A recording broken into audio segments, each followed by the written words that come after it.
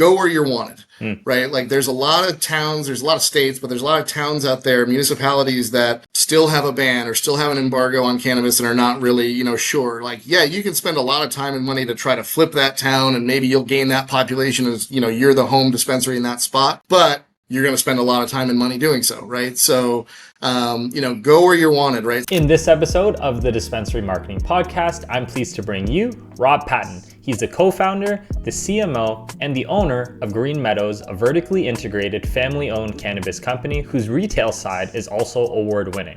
He's about to open his third location, and in this episode, he shares his words of wisdom. We talk about how he's able to differentiate Green Meadows through the power of branding, how he's able to enable his team to become the best versions of themselves, and then how he's able to maintain the company ethos despite scaling up. You're not going to want to miss it. I'll see you over there. Rob, welcome to the Dispensary Marketing Podcast. Thanks for coming on the show. Thanks for having me, Brandon. Really appreciate it. Of course.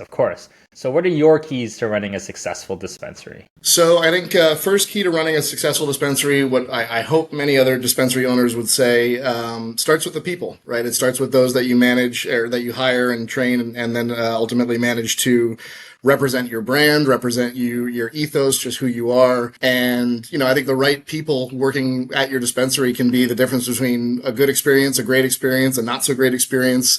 And obviously you want every guest and patient that walks through your doors to have a memorable, good experience. And that starts with the people that you talk to. So I think that's the first one for sure. And we've been lucky or blessed at Green Meadows that a lot of the folks that we hired day one, going back over 4 years now at this point, are still working with us at Green Meadows as leads, as assistant general managers, as directors of retail. So we've been able to kind of maintain that consistent front. And I think that goes a long way when you talk about local shopping at their neighborhood dispensary. They know the first name of the person they're talking to behind the counter, right? So that's obviously, I think, a big piece for us. And hopefully for everyone. I would say secondarily, and this was a big focus for us when we were founding the company, we really wanted to take a hospitality approach to retail, right? It's not, for instance, we don't call our staff bud tenders, right? Colloquially and in the industry, sure, I'll refer to them that way, but you're not at a bar, you're not ordering shots and beers, right? You're there for medicine or you're there for enjoyment, right? So you're looking for something a little different. So we call them guest service associates or GSAs, right? It's that idea that, you're talking to someone that you can form a personal-ish relationship with, and that's going to guide you in the right direction depending on what you're looking for. And that really comes from, when we started, we did a lot of research around the country. My oldest brother lives out in Southern California, and a lot of the dispensaries around there did not have the kind of standard Apple Store look and feel, right? It was very homey, neighborhoody. So we really wanted to inject some of that into our physical branding and representation at the store. So if you come to Green Meadows, with a legacy of cultivation and being in Massachusetts and whatnot, you'll see a lot of wood, a lot of greenery. It's very warm, very welcoming. One of the key terms we always like to throw around is we want to be approachable, right? A lot of customers, a lot of guests and patients come in overwhelmed by the menu, knowing nothing about cannabis, right? So if you're not approachable, then there's that element of fear. So you do as much as you can to remove that fear before they even step up to the counter. So that's another big piece for us. And then I think the third thing I would say is product variety, both depth and breadth, right? You got to have enough inventory of what your customers really want. But you also have to give them options for things they haven't seen before, new categories to try. And that helps not only for the customer experience, but also in terms of hard retail metrics like cart building and whatnot, right? You want to be able to provide complementary products. If someone's buying, a sativa, sure, offer it up an indica. But if they're typically a flower, an edible buyer, maybe they want to try beverages, right?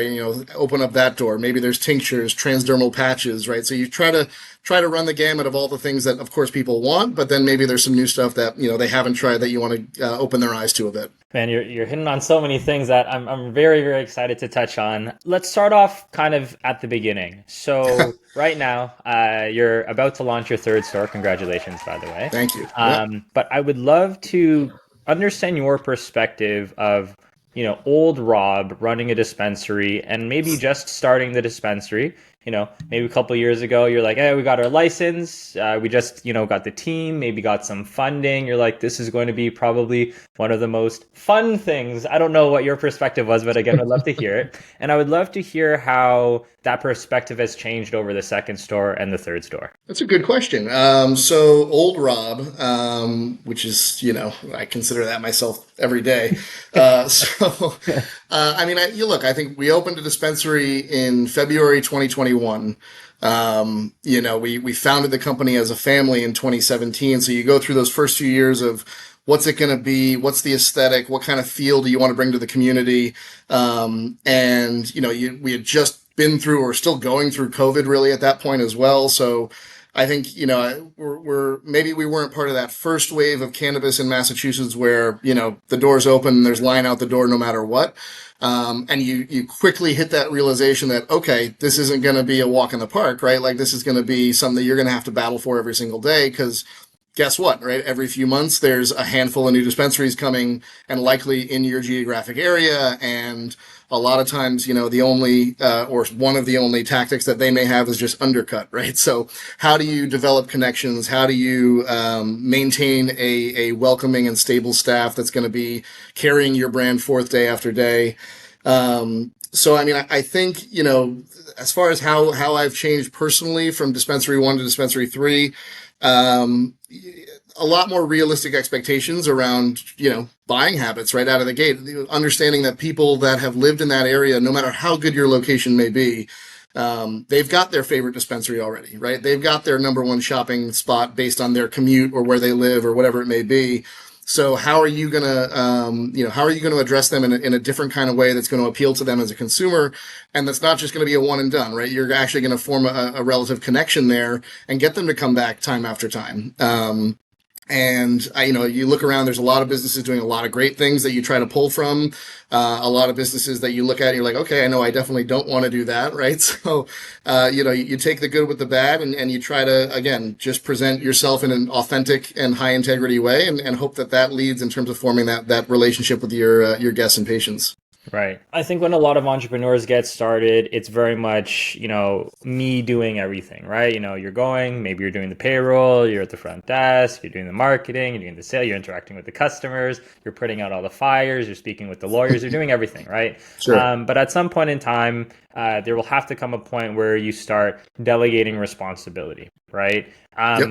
Is that a skill that you've been able to develop better as you've been able to launch these new stores, or has it been even more difficult because it seems like the stakes are higher because you are now opening up more things? It's a little bit of both. I think it's in some ways it's easier because, again, we've had the advantage of working with a lot of the same people across the organization for several years now. Mm-hmm. So there's already an element of trust. There's already an element of, I know what this person can do and what they bring to the table.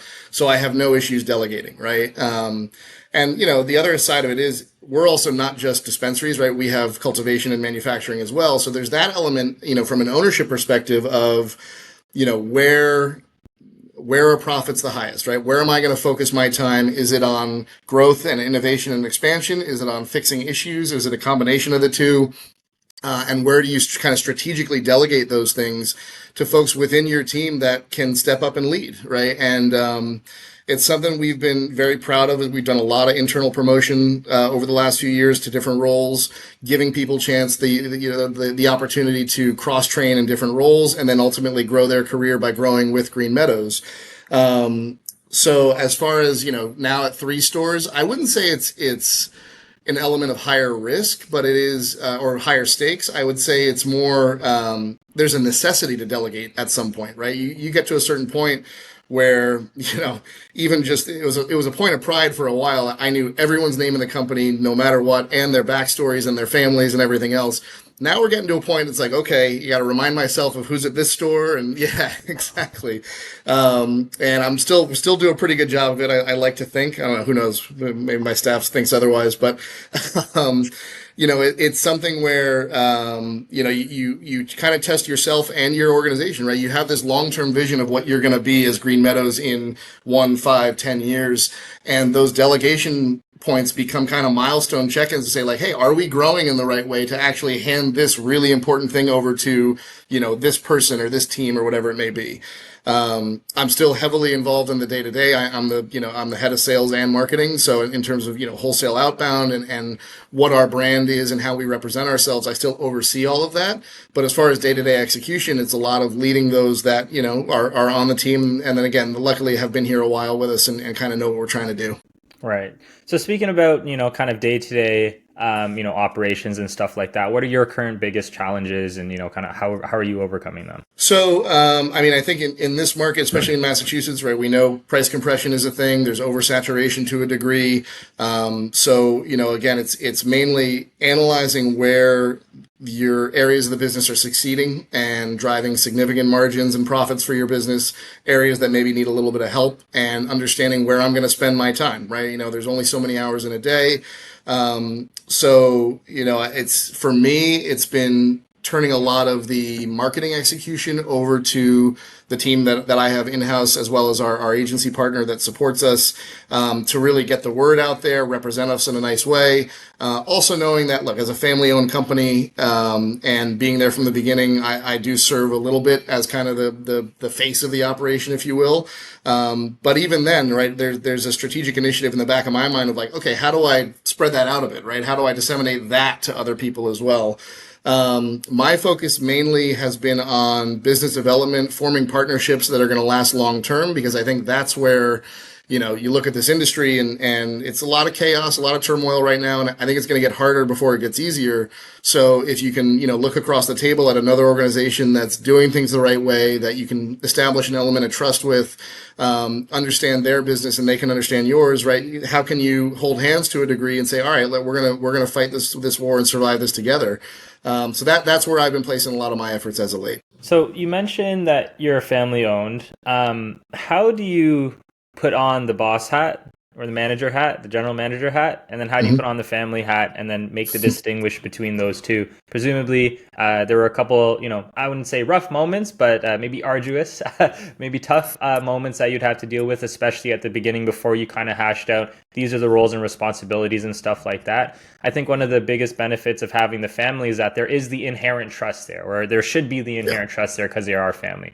But at the same time, it's like, they are still a part of a team who has specific roles and responsibilities, and that might be a very difficult bridge to gap, right? So how do you typically kind of deal with stuff like that? Or has everything been 100% peachy, and that's never been an issue? No, luckily, I've had the advantage personally in my career prior to cannabis as well. So I grew up with three brothers, right? And my two older brothers have been entrepreneurs and started small businesses of various degrees in different industries as well. And I'd been lucky enough to work with my oldest brother, who was my direct boss for many years in a different vertical. And really, he was my mentor. I learned a lot from him. And between the lines, right, he was the boss. He was just Tom, then outside the lines, there's the family element and all that. But there was definitely an understanding of, when we're at work or we're working, it's time to work. And when we're family, it's good to be family.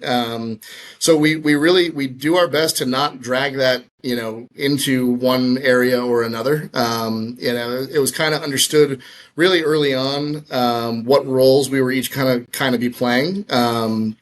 My dad, who was kind of the de facto head of the family, essentially at that point, took the mantle as original CEO, got us through the licensing phase. My brother Chris kind of came on as his right-hand man as COO at the time. Again, my other older brother. And then since then, again, just based on our backgrounds and level of entrepreneurialism, Bob, my dad, kind of stepped away into this chairman role where he's more of, a board leader and figurehead, whereas Chris is now CEO and I've stepped into the sales and marketing roles. And to be honest, those happen within the family conversations primarily. But again, once we're here, it's all business between the lines. And again, I think it's interesting between Chris and myself. We're technically half brothers, right? So he has a different last name. So if you don't know us, you wouldn't know we're brothers. I think that's an advantage maybe when we're, sitting across the table from some partner or someone that we're engaging with. Not that we're not transparent about that, but just that idea that we're here for the business first and foremost, and we set the family stuff aside. But it literally goes back to 2017, sitting around a kitchen table with my dad, my brothers, my aunts and uncles, my grandmother, and saying, hey, we've got this family story. We've got this history in Massachusetts. We've got the opportunity to do it. Do we want to move forward with this cannabis venture? And took a vote and move forward. So from that point forward, it's been, okay, we're going to run the business the way we think it should be run. And again, there's an element of, we have, several pillars of the company that we kind of focus on. Authenticity, integrity are two of them that we really, really focus on, both as a business and a family. And I hope that comes through, and I hope that our partners recognize that when they work with Green Meadows. That's awesome. I mean, I think, I have a brother, sister, works with my dad and stuff like that. And you're absolutely right. Like being able to understand the invisible hierarchy, if you will, of a team environment, I think is like incredibly important. And the fact that I guess you guys had the pre-trial experience of working with family before, I think, it really, probably helps out in this space, because after doing all these interviews, I think we're at maybe 80 now. You guys are wearing all the hats. And something that I consistently say on this podcast, if you want to do something difficult, you become an entrepreneur. If you want to do something really, really, really, really, really, really difficult, you become a cannabis related entrepreneur. Because there's so many. Amen. Yeah, absolutely. There's just so many things going on. It's not the green rush that, it was originally promised to a lot of people. But, with you opening this new store, it sounds like you guys are absolutely crushing it. So I'm, really excited to hear that. Listen, I'm not going to say we're crushing it. I'm going to say that we are laser focused on the areas of the business that are performing well. And we have a goal of strategically and intelligently expanding the business into areas that we know will perform. Not to say, again, the last couple of years with this market, we've had to make some incredibly hard decisions about the business and, the right size of our canopy, the right size of our staff, how we're representing our brands out in the market, what partnerships we're going to entertain and engage with. So, look, you could probably interview 98% of Massachusetts companies, and they'd say they're not crushing it, right? They're finding ways to survive and thrive, and we've been lucky enough or had some good partnerships in place that have enabled us to get to this point where we're on the doorstep of store number 3, and there's eyes for future expansion and other things as well down the line. Right. We're working with the top dispensaries in America, and I have the secrets to share with you on how they're still succeeding even with this market saturation. And to prove it to you, I've talked to 100 dispensary owners from coast to coast, and I developed this 6-stage marketing plan to help you increase your online orders, increase revenue, and also help you have a lineup of people outside your door. So if this is something you want, please check out the links now. Like with any business, you have to bring in customers. With customers, there's typically 2 ways you can look at it, both very important. One, it's the acquisition of new customers. So you're going into a new location with your third store. Ideally, every customer is going to be new, unless you had some old customers from the other stores, kind of coming in because the location's better. And then the other half of that is the retention of customers, making sure they continue to stay. So overall, you don't need to, lay out any secret sauce or anything like that. What are your general strategies to kind of get the new customers in the door for those who may not know who you are? And then what would be the strategies for you to continue keeping your customers, as you bring the new ones in? I think we've learned a lot from the first and second store, specifically in Southbridge and Fitchburg, and our third store in Marlborough, at 239 Boston Post Road West. I'll throw a quick commercial in there, which opens Monday, August 18th.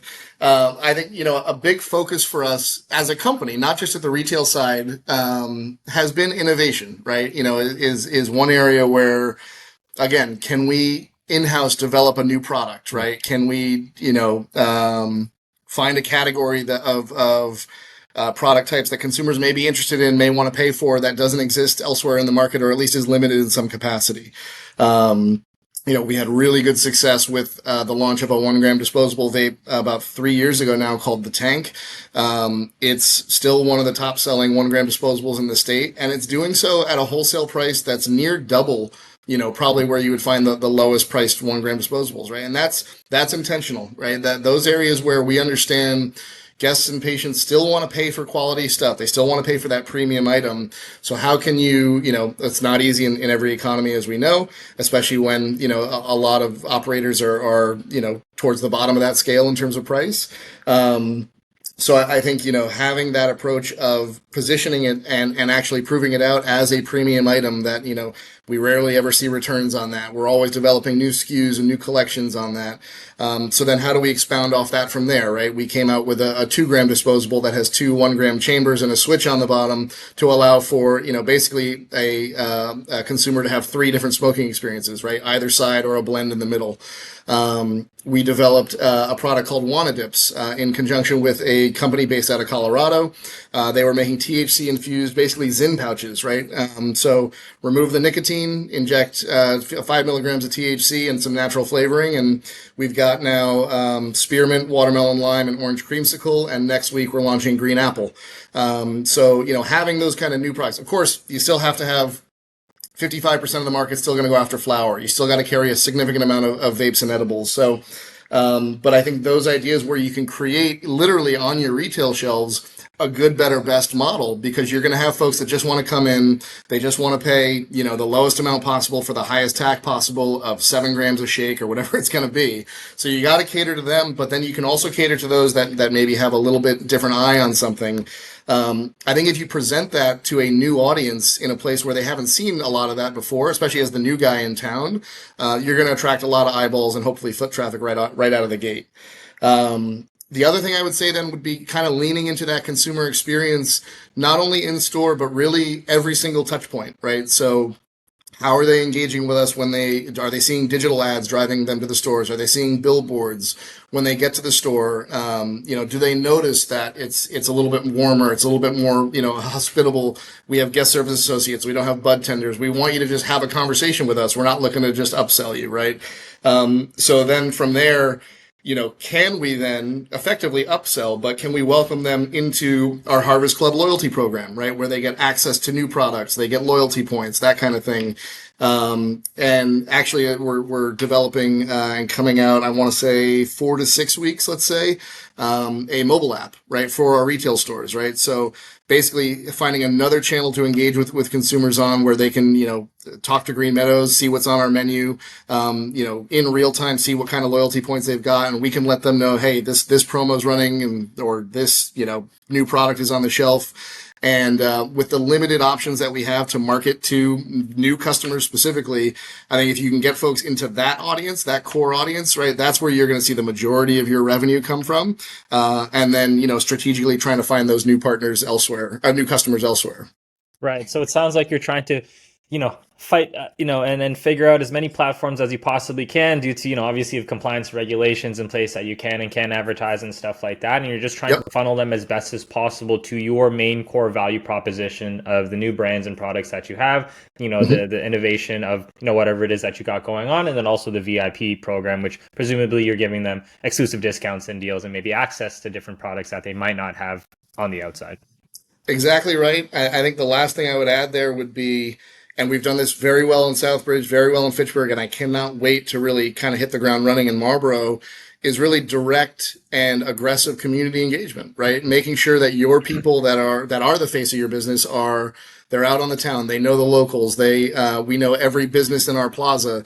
Again, we're lucky enough with this new dispensary location where we share a plaza with, Raising Cane's, Chipotle, McDonald's, a Hannaford's supermarket, a Longhorn Steakhouse. So like, we're now just becoming a part of the community. We're another shop within someone's day to day. We're directly across the street from the Apex Entertainment Center, which I know you're probably not familiar with it in Canada, but down here in Marlborough, it's a huge entertainment center with there's bars and restaurants. There's kind of like adult activities like go-karts and things like that. So you weave all this in, it becomes the new dispensary on the block here becomes part of the community and part of the lifestyle. And that's what we're, going to try to represent and be a part of, aggressively. So all those things coming together helps you attract the new customers, but also, maintain them as part of your core base and hopefully grow them from a loyalist perspective as well. Nice. You're next to all the food and all the recreation. That's exactly right. Yes. Yeah. So I have a question on the scalability of how you've branded yourself so far. So gone through the trial and error. You said, you want to go for the more homey feel. You clearly have some core values and pillars in terms of what you want to move forward with, integrity, authenticity. You clearly have an innovation of the products and stuff like that, but you're also now moving to a new location, right? So based on my small sample size and people that I've spoken to, you can have same dispensary, even same city, just kind of a couple blocks down, but the demographics of people who are purchasing are completely different. The purchasing power can be completely different. We know flower is like the main one, but it's like flower and then other, right? So it's like flower and then it could be edibles in one place, or it could be flower and then vapes in another place, right? But then another thing that you were saying was, like I said, the branding. So you are now moving into, let's say, this more recreational style area. And one thing that I picked up on before is that you were talking, and you referred to your customers as either guests or patients, right? So from a branding perspective, that leans to more of the medical side of what's going on. But now you're moving to a location where it's presumably more, again, pre-roll, near recreational areas, something quick to eat, that sort of thing. So Mhm. how are you going to adjust, if you are going to adjust your kind of current ethos of branding and marketing to the new location that you have? It's a good question. I mean, I think where we will adjust, honestly, would not be in the ethos, right? It wouldn't be in the branding. It would be in the community engagement. It would be in how we're maybe, once we have a few months of data under our belts, how we're addressing that specific geographic population, right? For instance, one of the things we noticed just in the build out phase and when we were there getting ready for the store to open and all that, the amount of car traffic that literally rolls right by our front door on the way out of the parking lot between 12 and 1:30 is incredibly significant, right? And we don't have that at other two dispensaries. And we realize there's all these stores around here, there's all these restaurants around here. People locally are, getting their lunch and then heading home or heading back to work or whatever. How do we become a key point on that stop for them in that 2 hour window, 90-minute window or so? So that alone, right? We've now decided to light up when we launch. We'll have basically a lunch happy hour, right? We already do a Monday happy hour where I think it's, I want to say 5 to 7 or 5 to 8, something like that, where there's some promos running. We'll basically be doing one from 11:30 to 1:30 on Mondays to start. We might do it every day, where there will be different kind of things that happening at the store specifically for those types of customers. So I think that's how you kind of, ingrain yourself within the community and understand what their lifestyles are, what their kind of normal routines are, and you build yourself to become a part of that. As far as the branding and ethos, that is something that I'm super proud of that we built well before we opened. There was we knew that the family background and story was significant into how we represented ourselves. My great grandfather was General Patton in World War II. My grandfather himself was a general also in the Army for many years. And when he got out, he started farming, right? That's the background and the foundation for our story. So how do we tie that into a staunch commitment to veterans no matter where we are, right? How do we tie that into veteran discounts across the board? How do we engage with charities and organizations that are doing things for veterans or that are supporting organic cultivation, right? It's another area. You don't think of Massachusetts as a farming hotbed, but there are those independent community supported agriculture farms out there that are growing organically, trying to do things the right way. So you try to, veterans and local communities has forever been a pillar within just the Patton family, right? And how we want to engage with communities around us. That doesn't change now that we're Green Meadows Cannabis in Marlboro or in Fitchburg or in Southbridge. It just changes how we represent it based on, the products and services that we sell. So I don't see the branding or the ethos changing. I see new opportunities based on the communities that we're engaging with and how we engage with them. But who we are and how we represent ourselves, I'm happy to say has not changed, and I don't see it changing significantly in the near future. Right. So the core pillars of what you represent is going to maintain strong as Yes. ever, but maybe the fringes of different product offerings, the different people that you partner with, slightly some messaging and stuff like that, and some of Sure. your, superficial marketing material. The fringes are going to change based on obviously market demands, but then the core, pillars of what you have is going to stay exactly the same. It is, and I think, and look, maybe this is way ahead of our skis. I know it is, obviously, but I think we've, as a business, we've always been very, very focused on thinking long term, Yeah. right? No matter what the short term challenges are of the day or the week or the month, you've got to think, where are we going to be 2, 3, 4 years from now?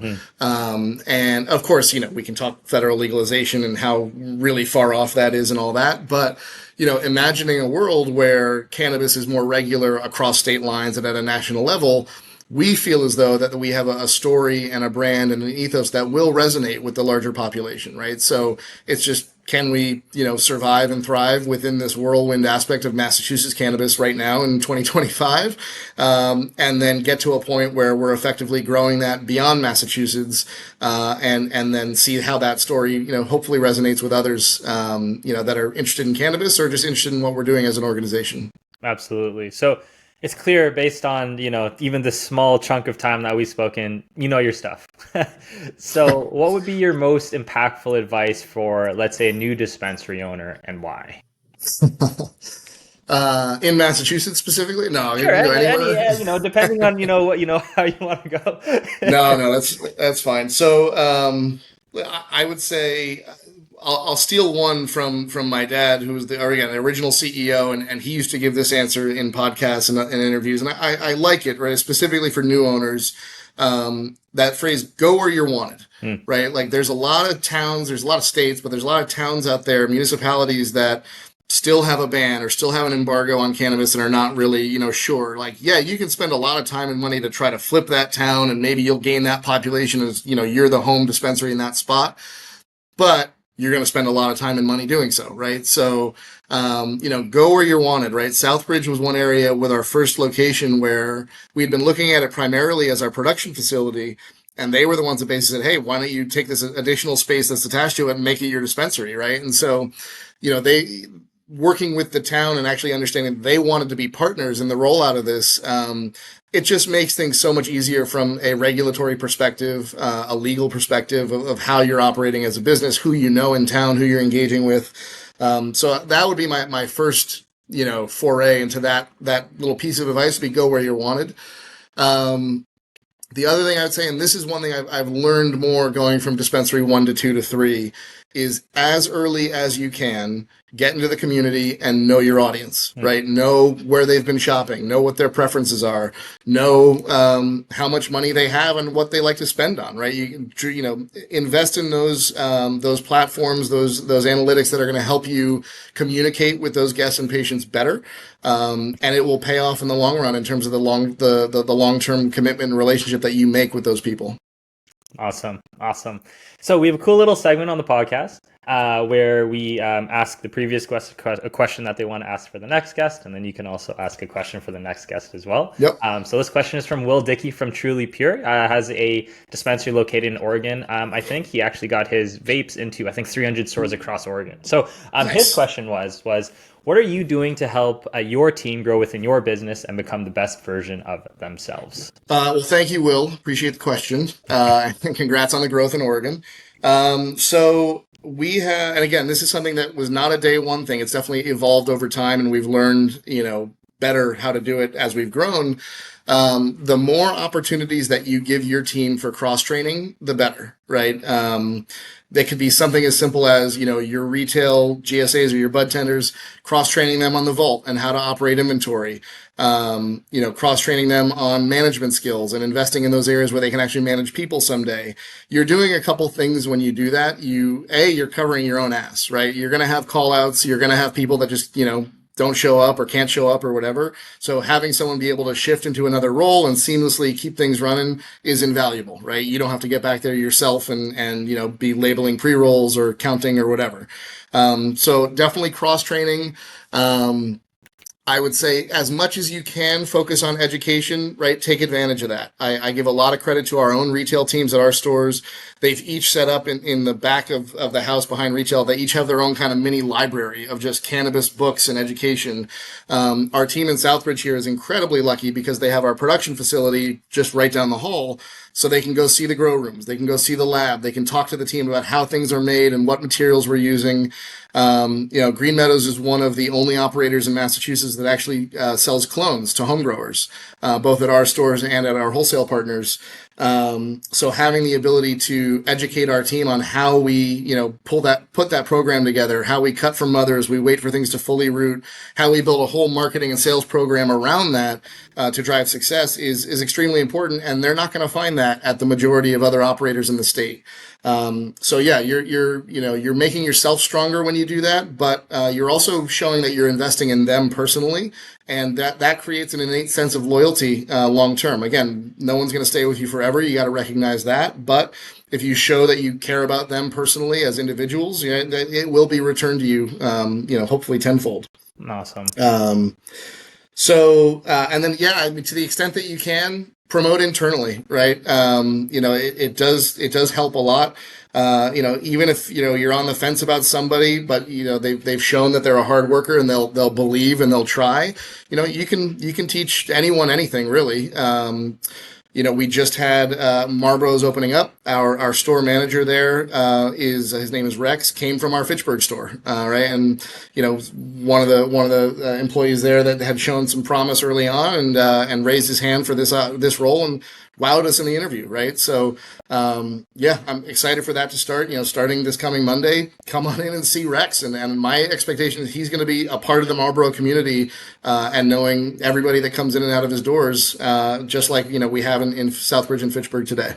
Awesome. Yep. And what question would you have for the next guest owner that I interview?